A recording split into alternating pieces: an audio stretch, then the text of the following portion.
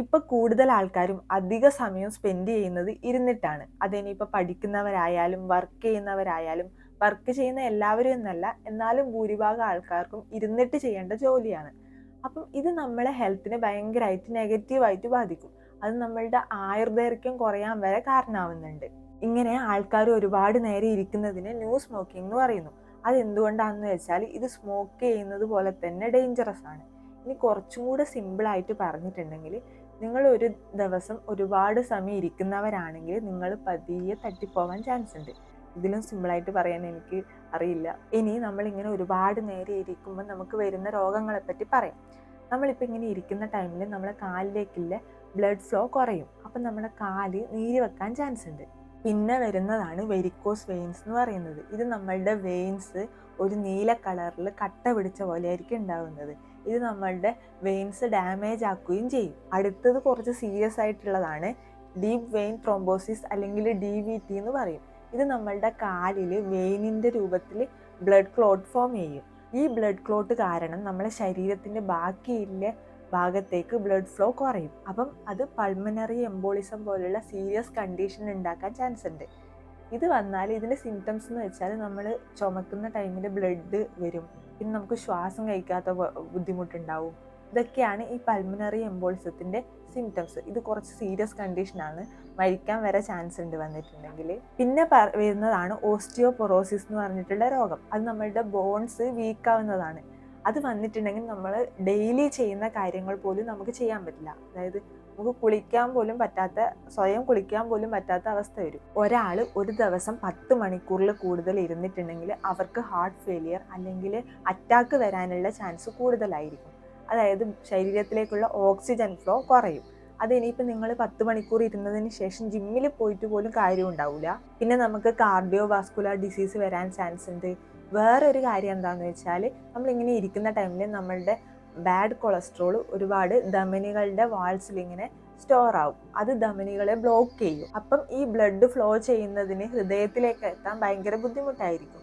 അങ്ങനെയാണ് ഈ അറ്റാക്ക് അല്ലെങ്കിൽ സ്ട്രോക്ക് പോലുള്ള കാര്യങ്ങൾ ഉണ്ടാവുന്നത്. ആൾക്കാർ ഒരുപാട് നേരം ഇരിക്കുന്ന ടൈമിൽ ബോഡിയിൽ മെറ്റബോളിസം സ്ലോ ഡൗൺ ആവും. അപ്പം ബോഡി കുറച്ച് കലോറീസ് മാത്രം ബേൺ ചെയ്തിട്ട് ഒരുപാട് ഫാറ്റ് അവിടെ സ്റ്റോർ ചെയ്യും. അത് നമ്മളുടെ ഇൻസുലിൻ ലെവൽ കുറയ്ക്കുകയും ചെയ്യും, നമ്മളുടെ ബ്ലഡ് പ്രഷർ കൂട്ടുകയും ചെയ്യും. പിന്നെ ഹ്യൂമൻസിൻ്റെ നട്ടെല്ല് S ഷേപ്പിലാണുള്ളത്. അത് ഇരിക്കുന്ന ടൈമിൽ C ഷേപ്പിലേക്ക് മാറും. അപ്പം നമ്മളുടെ ബാക്ക് ബോണിൽ സ്ട്രെയിൻ കൂടും. അപ്പം നമ്മളിങ്ങനെ കുനിഞ്ഞിരിക്കുന്ന ടൈമിൽ കൊടുക്കുന്ന പ്രഷർ നമ്മളുടെ കഴുത്തിൽ ഒരു 8 വയസ്സുള്ള കുട്ടി നിൽക്കുന്നതിന് തുല്യമാണ് എന്നാണ് പറയുന്നത്. ഇത് ഒരുപാട് നാൾ കണ്ടിന്യൂ ചെയ്തിട്ടുണ്ടെങ്കിൽ നമുക്ക് ലോവർ ബാക്ക് പെയിൻ അല്ലെങ്കിൽ ഹെർണിയേറ്റഡ് ഡിസ്ക് ഇതൊക്കെ വരാൻ ചാൻസ് ഉണ്ട്.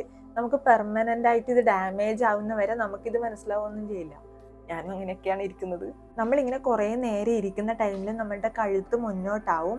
അതൊരു ചെയിൻ റിയാക്ഷൻ പോലെ എഫക്റ്റ് ആവും. അതാണ് ഇവിടെ കൊടുത്തിട്ടുള്ളത്. ഈ ഒരു സൈക്കിള് പിന്നെ കണ്ടിന്യൂ ചെയ്തുകൊണ്ട് പോകും. ഇത് പിന്നീട് ഭയങ്കര മോശമായിട്ടുള്ള ഒരു അവസ്ഥയിലേക്ക് എത്തും. അപ്പം എല്ലാവരും ഒന്ന് ശ്രദ്ധിച്ചോ, ഞാനും. പിന്നെ ഒരു പോയിന്റ് എന്താണെന്ന് വെച്ചാൽ, നമുക്ക് ഇതുമൂലം ചില ടൈപ്പ് ക്യാൻസറും വരാൻ ചാൻസ് ഉണ്ട്. പിന്നെ മെൻ്റൽ ഹെൽത്തിനെയും ഇത് ബാധിക്കും. നമുക്ക് ആങ്സൈറ്റി, ഡിപ്രഷൻ, ഡിമെൻഷ്യ അതുപോലുള്ള മെൻ്റൽ ഹെൽത്ത് ഇഷ്യൂസും വരും. ഇനി ജസ്റ്റ് സ്റ്റാൻഡ് ചാരിറ്റി എന്താണെന്ന് പറയുന്നത് നോക്കിയാലോ. നമ്മൾ 4 മണിക്കൂറിൽ കുറവാണ് ഇരിക്കുന്നതെങ്കിൽ നമ്മുടെ ഹെൽത്തിന് അത് ലോ റിസ്ക്കേ ഉള്ളൂ. 4 മുതൽ 8 മണിക്കൂറാണ് ഇരിക്കുന്നതെങ്കിൽ മീഡിയം റിസ്ക്. നമ്മൾ 8 മുതൽ 11 മണിക്കൂറാണ് ഇരിക്കുന്നതെങ്കിൽ ഹൈ റിസ്ക്. 11 മണിക്കൂറിൽ കൂടുതലാണ് ഇരിക്കുന്നതെങ്കിൽ വെരി ഹൈ റിസ്ക്.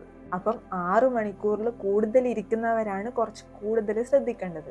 അതിനിപ്പം വേണ്ടിയിട്ട് നിങ്ങൾ ഇരിക്കുന്ന സമയം കുറച്ചാൽ മതി. ഇനി അങ്ങനെ കുറക്കാൻ പറ്റാത്തവരാണെങ്കിൽ അതിന് കുറച്ച് വഴികളുണ്ട്. അതെന്തൊക്കെയാണെന്ന് വെച്ചാൽ, നിങ്ങൾ ഇരിക്കുന്ന ഓരോ അരമണിക്കൂർ ആവുന്ന ടൈമിലും ഒന്ന് ഒരു മിനിറ്റ് എഴുന്നേറ്റ് നിൽക്കുകയോ അല്ലെങ്കിൽ ഒന്ന് മൂവ് ചെയ്യുകയോ ചെയ്യാം. അപ്പം നമ്മളുടെ നോർമൽ സർക്കുലേഷൻ റീസ്റ്റോർ ആവും. പിന്നെ നിങ്ങൾ ഇരുന്നിട്ട് ഓരോ മണിക്കൂർ ആവുന്ന ടൈമിൽ എഴുന്നേറ്റിട്ട് ഒരു 5 മിനിറ്റ് നടക്കുക. അപ്പം നമുക്ക് കൂടുതൽ ഫാറ്റ് ബേൺ ആവും. പിന്നെ ഓഫീസിൽ ഒരു സ്റ്റാൻഡിങ് ഡെസ്ക് പോലെ സെറ്റപ്പ് ചെയ്യുക.